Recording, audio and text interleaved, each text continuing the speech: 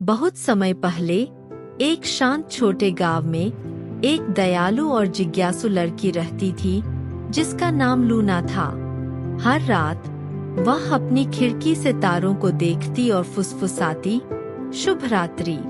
एक शाम जब आसमान बैंगनी और सुनहरे रंग में रंगा हुआ था, कुछ जादुई हुआ। एक छोटा तारा नीचे उतरकर लूना की खिड़की के किनारे आ बैठा।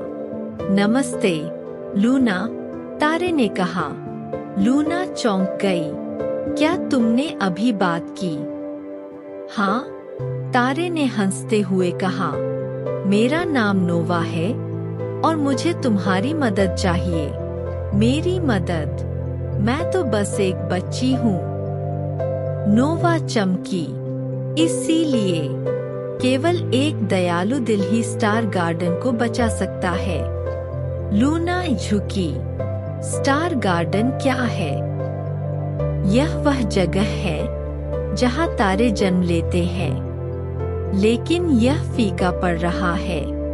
तारे अपनी चमक खो रहे हैं क्योंकि वे भूल गए हैं कि कैसे देखभाल करनी है, साझा करना है, सच बोलना है, सीखना है और दूसरों का सम्मान करना है।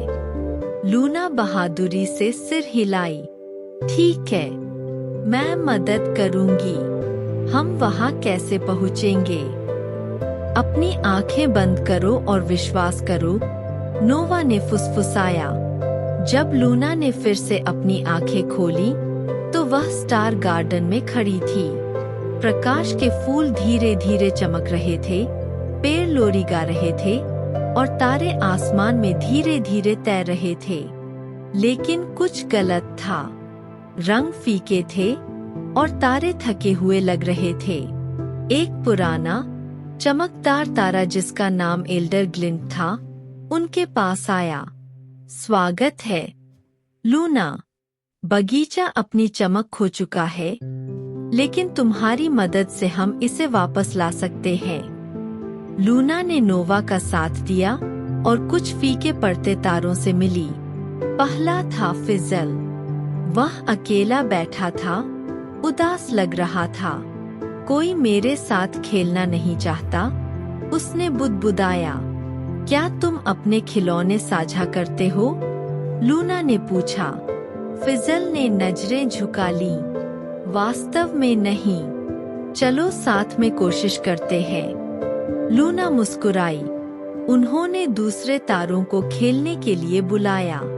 फिजल ने अपने खेल साझा किए और जल्दी ही हंसी चारों ओर फैल गई। फिजल फिर से चमकने लगा। फिर वे मिले ट्विंक से, जो हमेशा बड़ी बड़ी कहानियां सुनाता था। मैंने एक बार एक धूमकेतु से दौड़ लगाई थी, उसने घमंड से कहा। लूना हंसी। मजेदार लगता है, लेकिन क्या तुम सच बोलते हो? ट्विंक ने कंधे उचका लिए। सच मजेदार नहीं होता, लेकिन लोग तब तुम्हें ज्यादा भरोसा करते हैं जब तुम ईमानदार होते हो, लूना ने कहा। ट्विंक ने एक सच बताई कि कैसे उसने खोए हुए चांद की किरण की मदद की।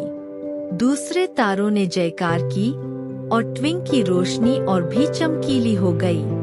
फिर आया ग्लिमर, जिसे कुछ नया सीखना पसंद नहीं था। मुझे पहले से ही बहुत कुछ पता है, वह बड़बड़ाया। लूना उसके पास बैठी। क्या तुम्हें पता है कि इंद्रधनुष प्रकाश और पानी से बना होता है?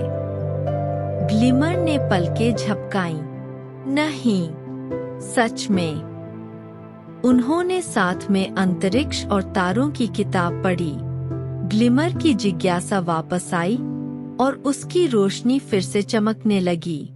अंत में लूना ने देखा कि कुछ तारे एक छोटी सी जुगनू का मजाक उड़ा रहे थे।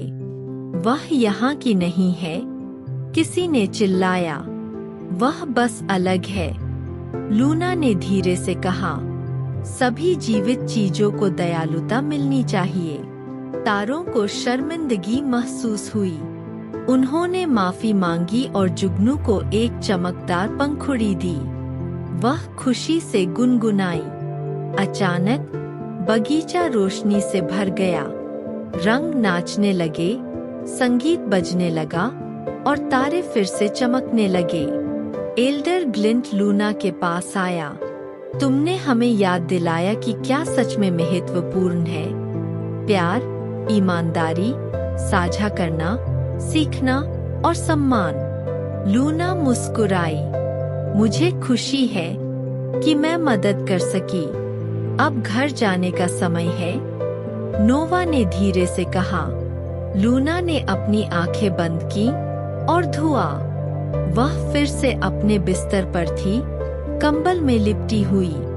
बाहर के तारे पहले से कहीं ज्यादा चमक रहे थे। उसने फुसफुसाया, शुभ रात्रि, स्टार गार्डन।